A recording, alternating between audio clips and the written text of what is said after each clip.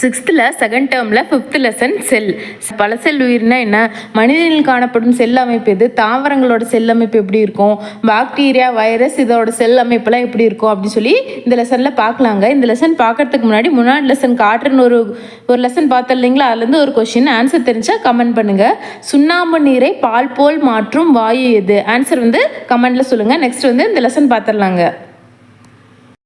உயிரினங்களின் அடிப்படை அமைப்பு மற்றும் செயல் அலகு செல் அப்படின்னு சொல்கிறோம். உயிரினங்களின் அடிப்படை அலகு அப்படின்னு சொல்லி கேட்டாங்களா, அதுக்கு ஆன்சர் செல்.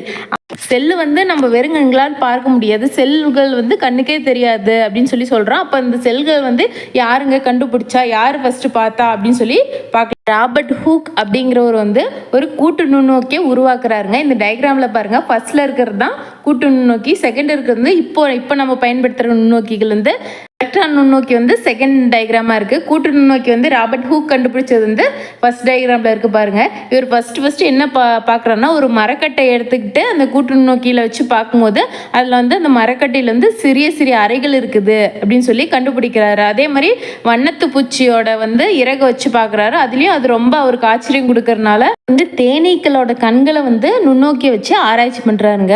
இவர் என்ன பண்ணுறாருன்னா, ஒரு புக்கு வெளியிடுறாரு. அந்த புக்கில் என்ன சொல்கிறான்னா, செல் என்ற சொல்லினை பயன்படுத்தி திசுக்களின் அமைப்பை விளக்கினார். முதல்ல செல் அப்படிங்கிற வார்த்தையை பயன்படுத்தியவர் யாரு, ராபர்ட் ஹூக். செல்லோட அமைப்பு, ஒரு செல்னா அது எப்படி இருக்கும் அப்படின்னு சொல்லி பார்த்தீங்கன்னா, இந்த செல்லோட அமைப்பை பார்க்கறதுக்கு முன்னாடி நம்ம கோழி முட்டை இருக்குது இல்லைங்களா, அதை நீங்கள் இமேஜின் பண்ணிக்கோங்க. அதுலேருந்து நான் சொல்கிற பாயிண்ட்ஸை நான் சொல்லும் போது அந்த கோழி முட்டையிலேருந்து நீங்கள் இமேஜின் பண்ணி பாருங்கள். செல்லை சுற்றி காணப்படும் வெளி உரையானது செல் சவ்வு அப்படின்னு சொல்லி சொல்கிறோம். இப்போ வெளியில் ஓடு இருக்கு இல்லைங்களா, அதுதான் செல் சவ்வு அப்படின்னு சொல்லி வச்சுக்கலாம். திரவ நிலையில் சைட்டோபிளாசம்னா அந்த வெள்ளைக்கரு இருக்கு இல்லைங்களா, அது திரவ நிலையில் சைட்டோபிளாசம். உட்கரு அப்படின்னு சொல்லும் போது அந்த மஞ்சக்கரு இருக்கு இல்லைங்களா, அதுதான் உட்கரு. அடுத்து செல்லின் அளவு, செல்லோட அளவு எந்த அளவுகள் வச்சு அளவிடுவாங்க அப்படின்னு சொன்னால் மைக்ரோமீட்டர். ரொம்ப ரொம்ப முக்கியமானதுங்க. செல்லின் அளவு என்ன, மைக்ரோமீட்டர். பாக்டீரியாக்கள் மிகச்சிறியவை, ஒரே செல்லால் ஆனவை அப்படின்னு சொல்லுவோம். ஏற்கனவே நம்ம 6th ஃபர்ஸ்ட் டேர்ம்லேயே படிச்சிருப்போம். ஒரு செல் உயிரினம் எதுனா amoeba, Chlamydomonas, Euglena, virus, bacteria இதெல்லாம் ஒரு செல் உயிரிகள்னு ஏற்கனவே படிச்சிருக்குங்க. அந்த பாயிண்ட்ஸை இங்கே கொடுத்துருக்காங்க பாருங்கள். அடுத்து நெருப்புக்கோழியின் முட்டையானது 170 மில்லிமீட்டர் விட்டம் கொண்டதாக உள்ளது. இதனை வெறும் கண்களால் பார்க்க இயலும்.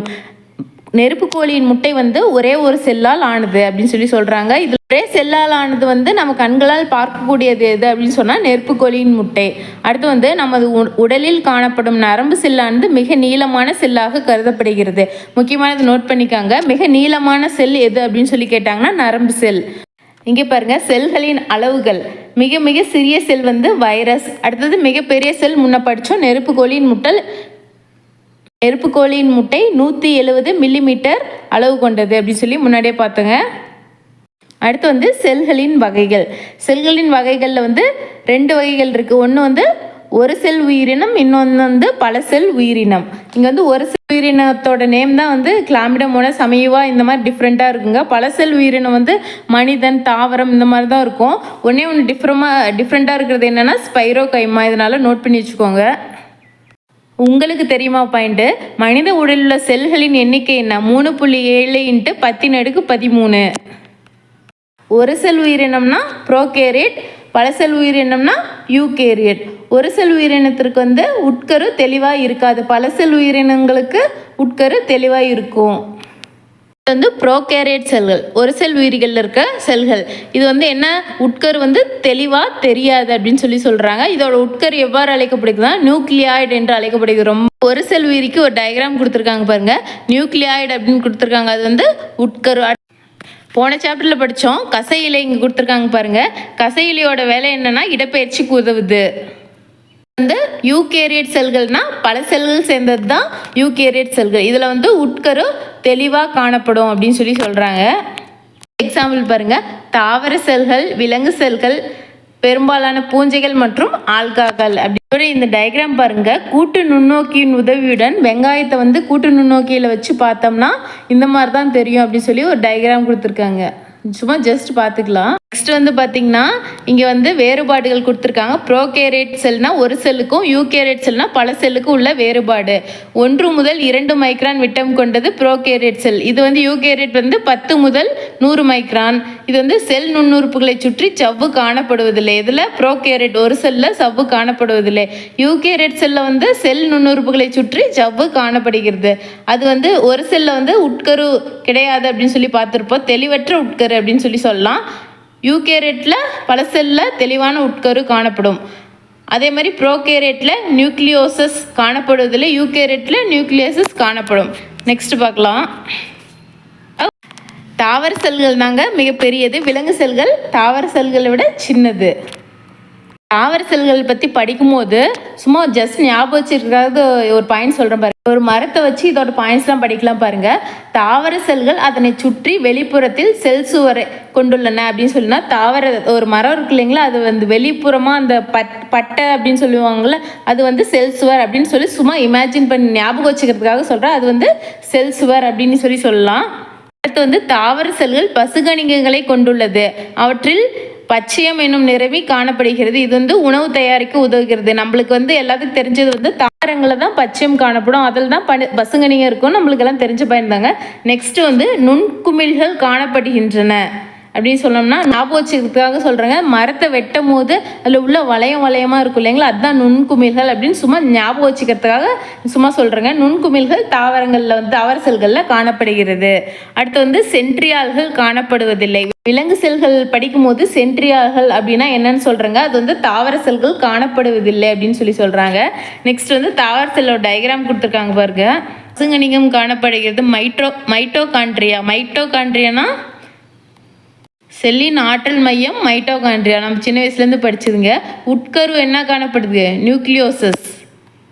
அடுத்து விலங்கு செல்கள் வந்து தாவர செல்களை விட அளவில் சிறியவை. விலங்கு செல்கள் கடினத்தன்மை அற்றவை.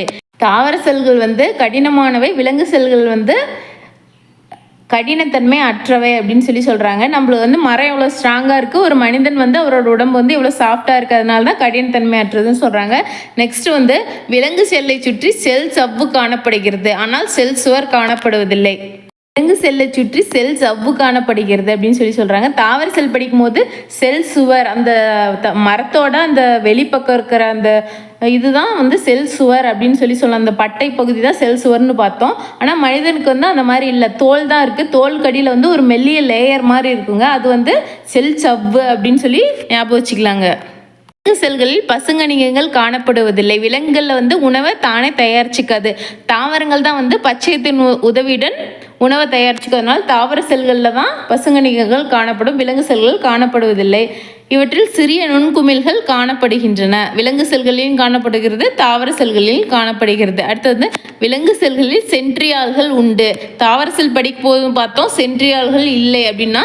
சென்ட்ரியால்கள் விலங்கு செல்களில் உண்டுனா அது வந்து குரோமோசோம்களை பிரிப்பது தான் வந்து சென்ட்ரியால். குரோமோசோம் ஜீன் அதெல்லாம் சொல்கிறோம் இல்லைங்களா, அதுதான் சென்ட்ரியால்கள் அப்படின்னு சொல்கிறாங்க. அது வந்து தாவரங்களுக்கு இல்லை அப்படின்னு சொல்கிறாங்க. செல் டயக்ராம் பாருங்க. மைட்டோகாண்ட்ரியா, சென்ட்ரியால்கள், கோல்கை உறுப்புகள் இதெல்லாம் காணப்படுது.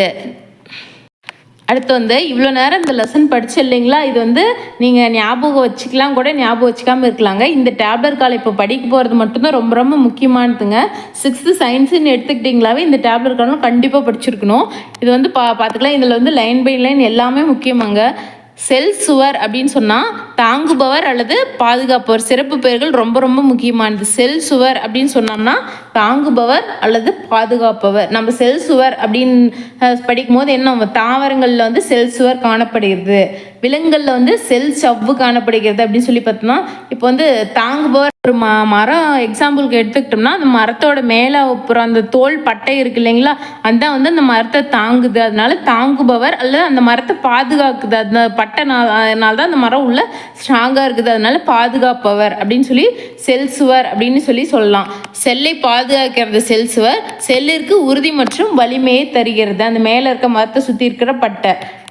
அது செல் சவ்வு அப்படின்னு சொன்னால் செல்லின் கதவு. மனிதர்களுக்கு தோலுக்கு அடியில் இருக்கிறது தான் செல் சவ்வு அப்படின்னு சும்மா நம்ம இமேஜின் பண்ணிக்கிறதாங்க. செல்லிற்கு பாதுகாப்பு அளிக்கிறது. செல் சவ்வு வந்து செல்லுக்கு மேலே ஒரு பாதுகாப்பு உரையா அப்படி இருக்குது. செல்லிற்கு உள்ளேயும் வெளியும் பொருட்கள் கடத்தப்படுவதை கட்டுப்படுத்துகிறது. இது வந்து ஒரு புக் பேக் கொஸ்டின்ங்க. செல்லிற்கு உள்ளேயும் வெளியேயும் பொருட்கள் சைட்டோபிளாசம். நம்ம வந்து ஒரு முட்டை எக்ஸாம்பிள் எடுத்துக்கிட்டு இல்லைங்களா, அதில் வந்து இந்த வெள்ளைக்கரு பகுதி தான் சைட்டோபிளாசம் அப்படின்னு சொன்னால் அது எப்படி இருக்குங்க, நீர் அல்லது ஜெல்லி போல் இருக்கும், கொலன்னு இருக்கு இல்லைங்களா அந்த முட்டையோட வெள்ளைப்பகுதி.